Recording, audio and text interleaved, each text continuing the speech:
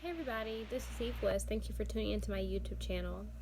This channel is dedicated to promoting a book I wrote. It's called Follow. It's an ebook. You can find it on Amazon.com under the Kindles tab.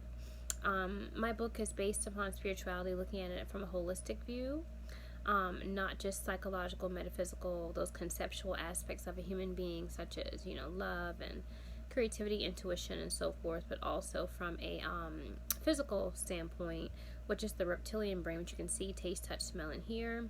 And so I really try to fuse different physical aspects of our being, such as race, money, those things that people don't really like to talk about very much. Because they're very important and integral to who we are, in addition to our conceptual and metaphysical nature. And so I expose the various constructs that actually divide the mind between the conscious ego and the unconscious mind. Some people call it Isis and Ra in Egyptian mythology, Adam and Eve and Christian theology. That's my religious programming this time around. And Freudian psychology is called the id in the ego and the unconscious. And pretty much, in layman's terms, is God and the devil, if that's what you want to call it. And so with our religions and media and entertainment, education, the governmental structure, the familial structure, all those different constructs work to divide our mind, to make us two people within one body. And so I really look at that and really examine the pathology of our matrix environment and how it actually causes us to actually go against ourselves and to really have a war within ourselves, within our psyche. I talk about the elite that govern this matrix environment. And I talk about, really my ego, my personal life, and how the microcosm of my personal life actually filters into the macrocosm of the so-called seeming real world, if you haven't, if you will. And, the reason why I say seeming world is because like in Buddhist doctrine, the universe is seen as an illusion and it's not real.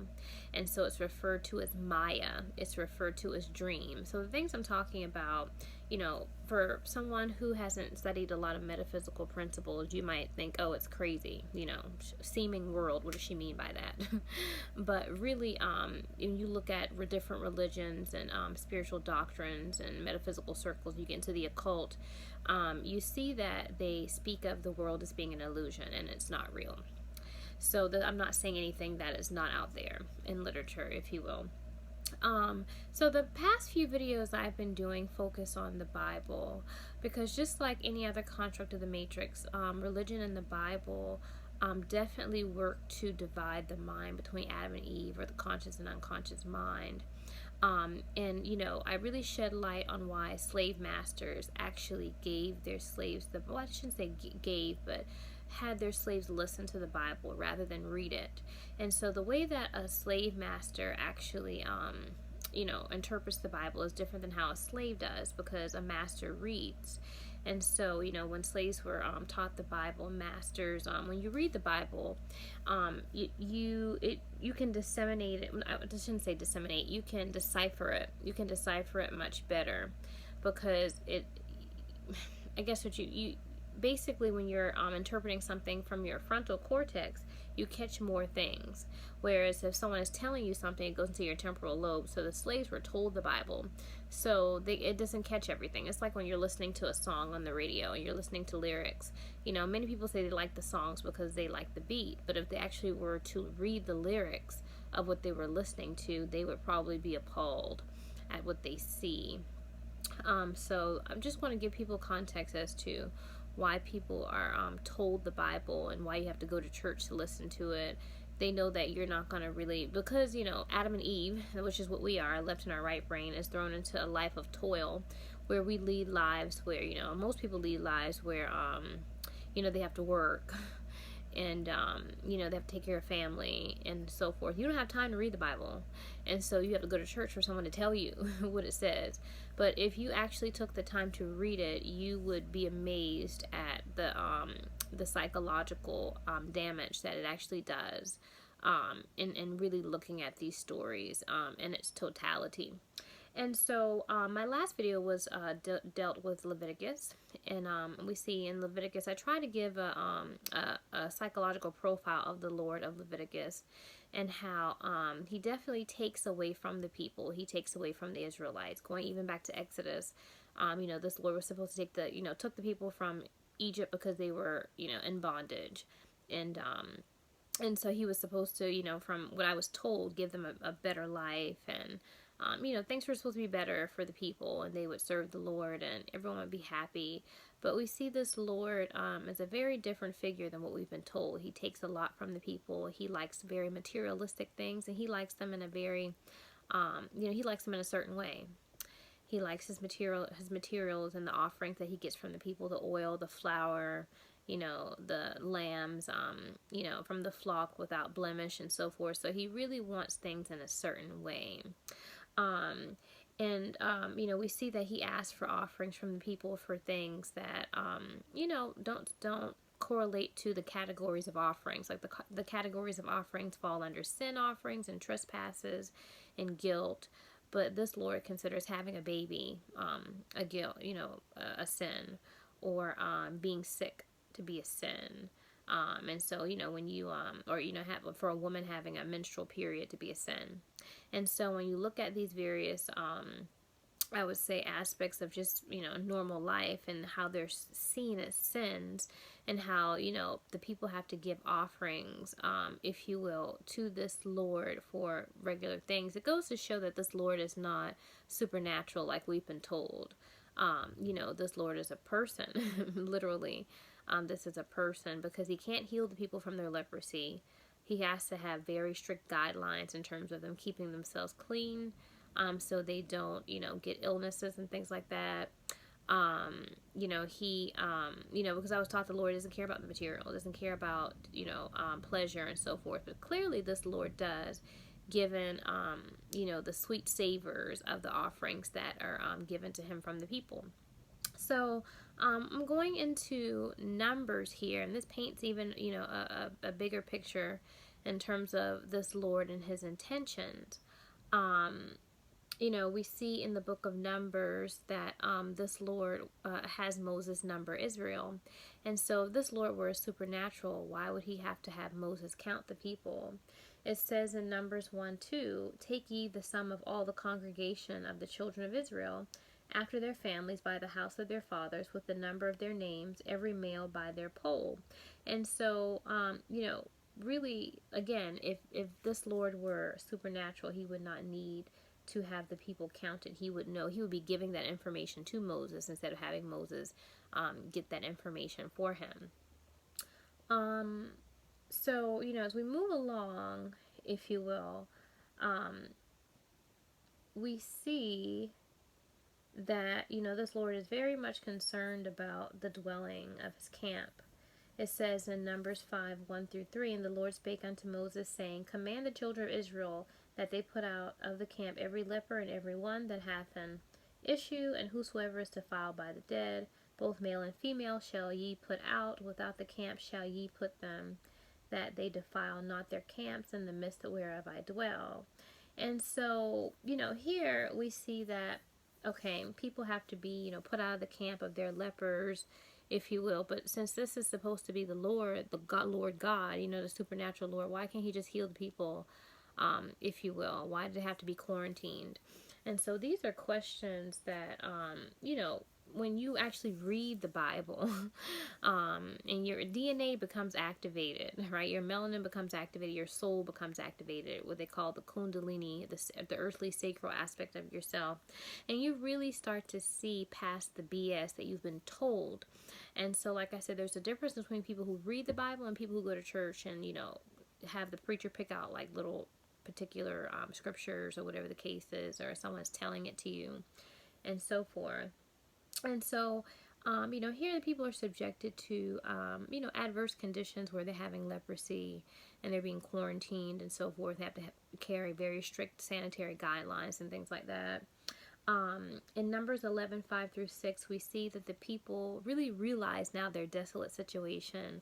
And so, they're really complaining, if you will. When they complain, they, instead of being rescued by their Lord, right? Because this is the Lord's people, they get reprimanded and cursed. But looking at Numbers 11:5-6, it says, "We remember the fish," and this is the people talking.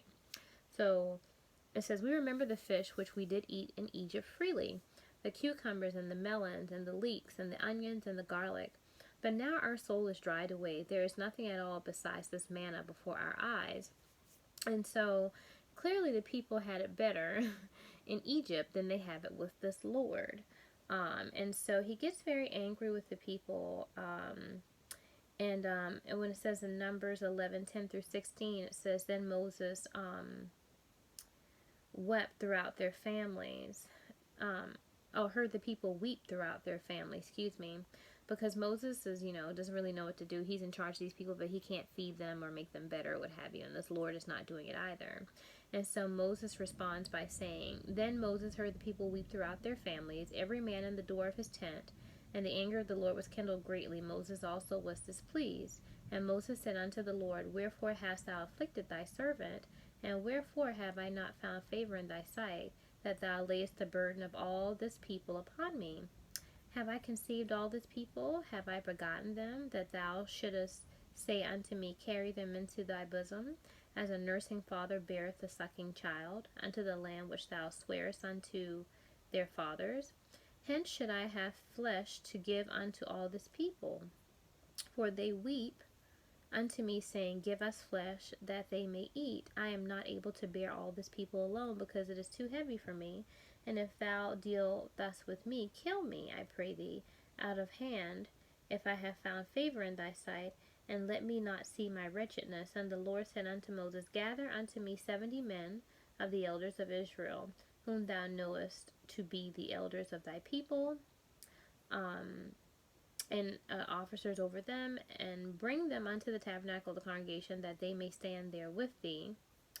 And so 11:17 from Numbers says, "And I will come down and talk with thee there, and I will take of the spirit which is upon thee, and will put it upon them, and they shall bear the burden of the people with thee, that thou bear it not thyself alone." So we see the people, they're hungry, they're starving, and so forth. They're sick, they've got leprosy and stuff like that.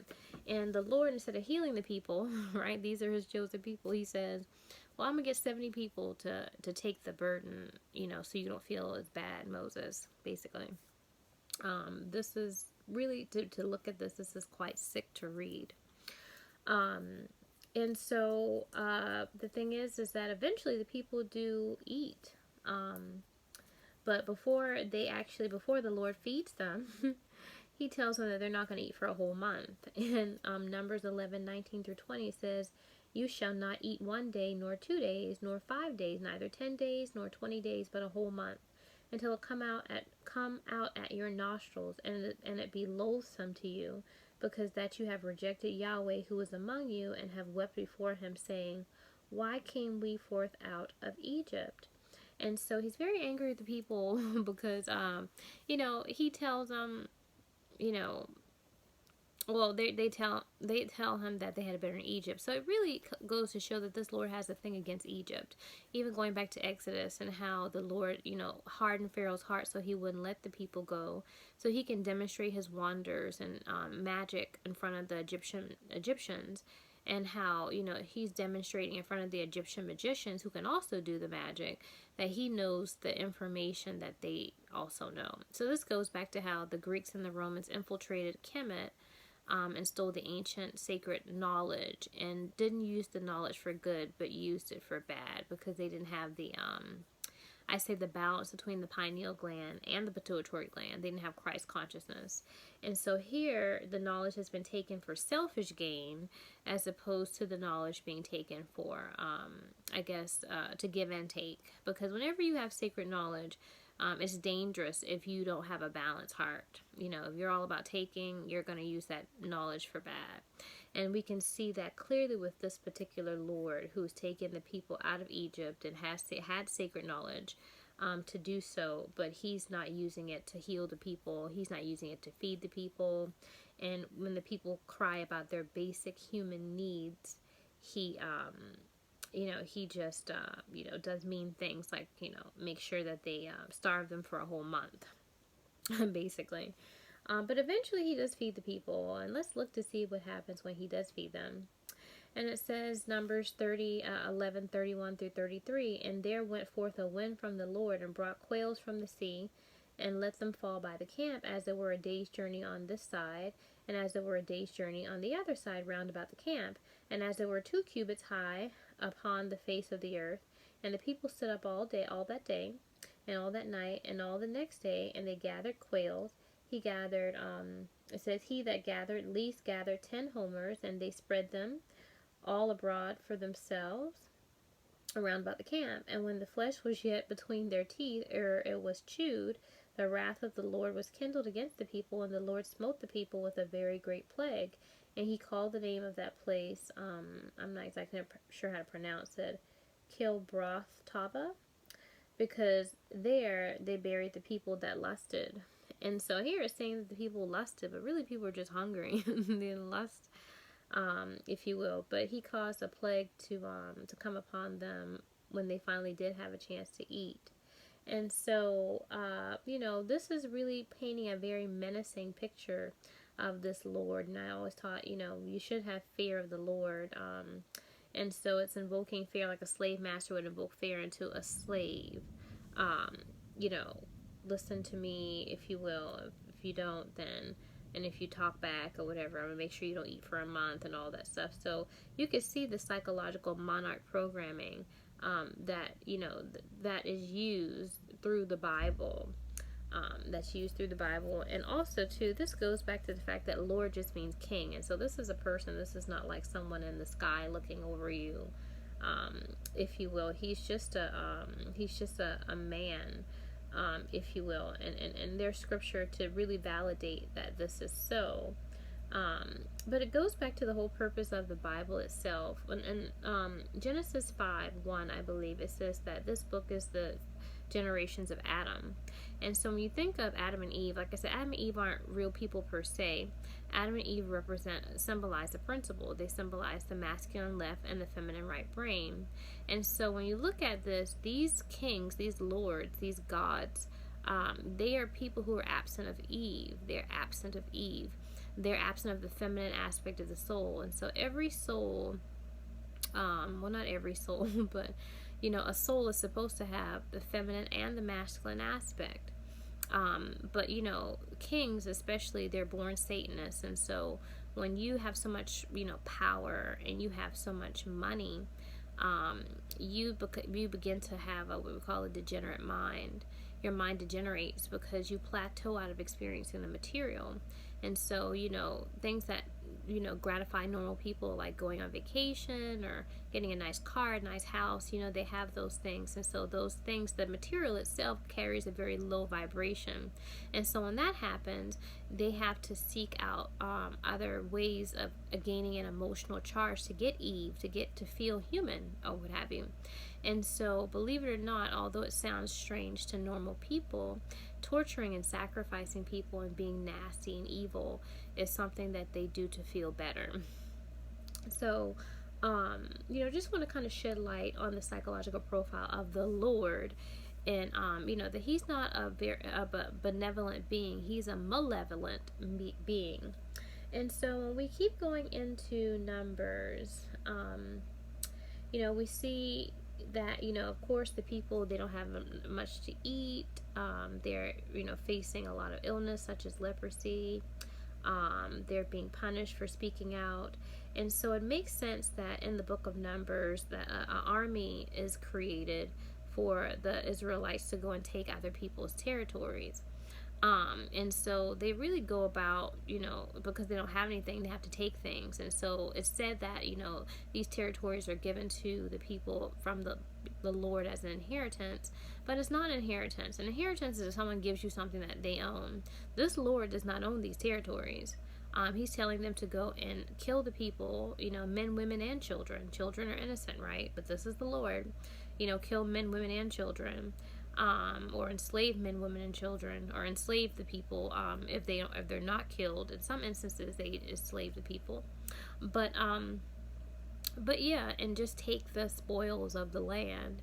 And so, I was taught as a little girl that, when the Lord gives you something, that it belongs to Him. You don't have to kill anybody for it. It's not like, for example, if the Lord blessed me with a house, if the Lord blessed me with a house, I wouldn't have to go kill somebody to actually, take that house. It would be given to me. And so we see that this is not the case with this particular Lord. Little children are killed so the Israelites can have their so-called blessing or inheritance or what have you. And so here army is created in Numbers 13. And the Lord spake unto Moses, saying, Send thou men that they may search the land of Canaan, which I give unto the children of Israel. Every tribe of their fathers shall ye send a man, every one a ruler among them. And Moses by the commandment of the Lord sent them from the wilderness of Paran. All those men were heads of the children of Israel. And these were their names. And it goes through all the names. I can't pronounce many of them. But there's a whole bunch of names. And it says, These are the names of the men which Moses sent to spy out the land. And Moses called Oshea, the son of Nun, Joshua, or Joshua. And Moses sent them to spy out the land of Canaan, and said unto them, Get you up this way southward, and go up into the mountain, and see the land, which it is, and the people that dwelleth therein, whether they be strong or weak, few or many. And so, if this is given to the people as an inheritance, the land of Canaan, why does that have to be spied out? The land should just be given. The Lord should not have to have these people conquered, if you will. And so it goes on further in verse 19. It says, And what the land is that they dwell in, whether it be good or bad, and what cities they be that dwell in, whether in tents or in strongholds, and what the land is, whether it be fat or lean, whether there be wood therein or not, and be ye of good courage, and bring of the fruits of the land. Now the time was the time of the first ripe grapes. And so, they're really going there to get the people's stuff because they don't have anything. They're sick. They don't have food. If they ask for food, they're punished by this Lord.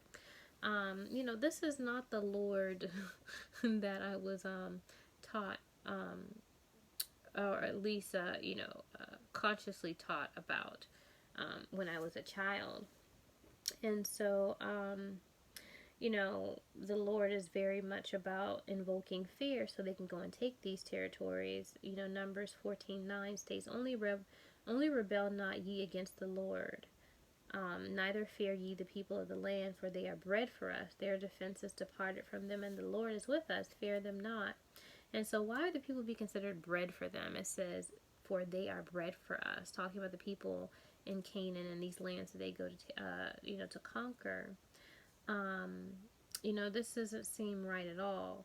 Numbers 14:12 states, I will smite them with the pestilence and disinherit them, and will make of thee a greater nation and mightier than they. So this really sounds like Western imperialism, really, disinherit the people. So this isn't their inherited land, but he's saying, I'm going to disinherit them and give their land to you and make you mightier by you conquering these territories. So, this was the supernatural Lord leading the people out of Egypt.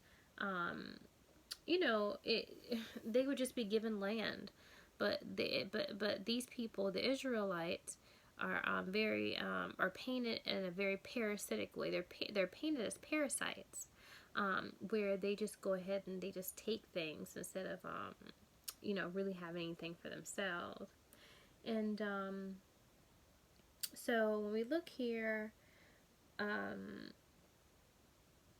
let's see, in Numbers 14:28 through 33, say unto them, As truly as I live, saith the Lord, as ye have spoken in my ear, so will I do to you. Your carcasses shall fall in this wilderness, and all that were numbered of you, according to your whole number, from 20 years and old and upward, which have murmured against me. Doubtless ye shall come into the land concerning which I swear to make you dwell therein, save Caleb the son of Jephunneh, and Joshua the son of Nun. And really he's telling them that their carcasses are going to die in the wilderness because they're really afraid of the people in these lands, because the people are sophisticated. They have stuff, they have a system, if you will, of how things actually work, if you will, because it says, the people, they're mightier. Well, no, it doesn't say the people are mightier, but basically, there's scripture in the Bible to suggest that the people are something to be reckoned with. You can't just go in there and take their stuff. You're gonna have to really fight the people. And so the Lord, because the Israelites are, really timid and apprehensive about doing this, He tells them that He's going to punish them and have their carcasses rot in the wilderness while their kids, wander for 40 years in the wilderness with their carcasses. And so this is very evil. Who would say something like that? This makes me want to throw up, really, to be honest with you, learning of this information. But, it really just goes to show they're just going in there and taking the people's stuff. And when they go in there to take the stuff, the Lord really requests the spoils of the land, the best of everything that they get, and they conquer in these territories. In Numbers 15, 1 through 7, it says, And the Lord spake unto Moses, saying, Speak unto the children of Israel, and say unto them, When ye be come into the land of your habitations, which I give unto you, and will make an offering by fire unto the Lord, a burnt offering or a sacrifice in performing a vow, or a freewill offering, or in your solemn feast to make a sweet savor unto the Lord of the herd or of the flock. Then shall he that offereth his offering unto the Lord bring a meat offering of a 10th deal of flour mingled with the 4th part of a hin of oil, and the 4th part of a hin of wine for a drink offering thou shalt prepare with the burnt offering or sacrifice for one lamb. Or for a ram thou shalt prepare for a meat offering 2/10 deals of flour mingled with the 3rd part of a hin of oil. And for a drink offering thou shalt offer the 3rd part of a hin of wine for a sweet savor unto the Lord. And when thou preparest a bullock for a burnt offering, or for a sacrifice in performing a vow, or a peace offering unto the Lord, then shall he bring a bullock, a meat offering of 3/10 deals of flour mingled with half of a hin of oil. And thou shalt bring for a drink offering half a hin of wine, for an offering made by fire of a sweet savor unto the Lord. So why would the Lord need to drink? So really, this is a psychological profile of the Lord. This is not the Lord I was taught, as a little kid, that was supernatural. This Lord wants offerings such as wine. Why would Lord want wine, a sweet savor unto the Lord? This is not talking about anyone supernatural. This is talking about someone who has occult knowledge that was used to infiltrate Egypt and was able to take the spoils, basically the people, and actually use the people as collateral to get what he wanted, because he's not really giving the people anything. And if he does do something for the people, he's healing them so they can conquer lands pretty much and work for him. There's really no way to skate around it. It's in black and white, in the scriptures. Numbers 2012, kind of shows, the pettiness, if you will, of the Lord, and how this Lord really wants to be seen in a certain light with the people. He wants to be seen as, psychologically wants to, I call it a psychological rape. He psychologically rapes the people, so he wants them to fear him and to look at him in awe as if he's a god. And so the people are thirsty, and so, Moses is like, the people are thirsty, and this Lord says, well, go smite a rock and give the people water. And so, when Moses does this Lord gets upset because he did not glorify him in front of the people, having given the people the water. And so Numbers 20:12 says, And the Lord spake unto Moses and Aaron, Because ye believed me not to sanctify me in the eyes of the children of Israel, therefore ye shall not bring this congregation to the land which I have given them. Again, this says, because I was not shown. Basically, like I said, when he's talking about you haven't sanctified me, in front of the eyes of the children of Israel, he's saying the people are supposed to believe that I did this and not you. And since you performed this without acknowledging me, basically, these people cannot, come into the land, if you will. Because the people that are coming into the so-called promised land, the land of the Lord, he wants them to see him in an authoritative, fearful way, and on an awe, as if you would be of God. And so we see here that the people, they don't really have anything. They don't have anything. Numbers 21:5-6 says, "And the people spake against God and against Moses, Wherefore have ye brought us up out of Egypt to die in the wilderness? For there is no bread, neither is there any water, and our soul loatheth this light bread. And the Lord sent fiery serpents among the people, and they bit the people, and much people of Israel died. Therefore the people came to Moses and said, We have sinned, for we have spoken against the Lord and against thee. Pray unto the Lord that he take away the serpents from us. And Moses prayed for the people, and the Lord said unto Moses, Make thee a fiery serpent, and set it upon a pole, and it shall come to pass that every one that is bitten, when he looketh upon it, shall live. And Moses made a serpent of brass, and put it upon a pole. And it came to pass that if a serpent had bitten any man, when he beheld the serpent of brass, he lived. And so, people are complaining they don't have anything. So instead of, giving them what they need, he sends snakes to bite them. Does no one think that this is odd or strange, or that this Lord, there's something wrong with this Lord? So clearly this Lord is absent of Eve, is absent of the feminine principle. Regardless, even if it's a man, men and women have the feminine and the masculine. And so, when you are super duper masculine and willful here, and you're just, caring about yourself, you're not caring about the people. Whereas in Egypt, it was more of a balance where there was selfishness with that. I'm sure there was selfishness with the Egyptian elite, but they still didn't, they still gave the people food and stuff like that. They're, they still had a heart, if you will. So you're supposed to be like that. You're supposed to be balanced. But these lords in this Bible are not balanced. This is the generation of Adam. They are reptiles. They are reptilian focused. They are not Eve centered at all. And so they're half people, basically. They're reptiles or reptilians, as they call it. Only concerned about what they can see, taste, touch, smell, and hear. All about themselves and very narcissistic.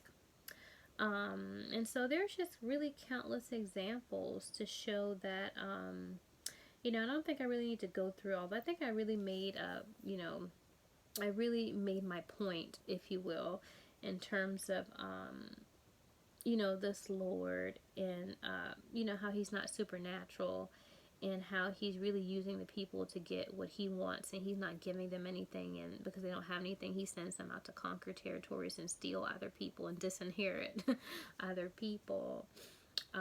He can't really heal anything, or at least he chooses not to. And so it says right here in Numbers 19:14-16,